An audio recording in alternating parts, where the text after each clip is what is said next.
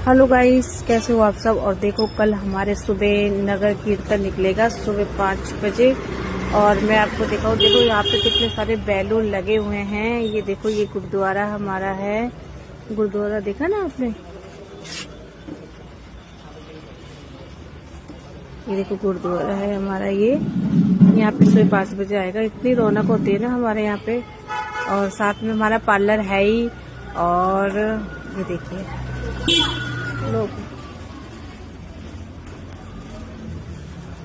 और ये जो लड़का खड़ा है ना, ये जो लड़का, अब ये जो लड़का है ना, ये सुबह लंगर लेने आएगा। कह रहा है मैं लंगर लेने आऊंगा, तुम देखना। ओए सुबह जल्दी आ जाइए, लंगर लगेगा। ठीक, 5 बजे आ जाऊंगा।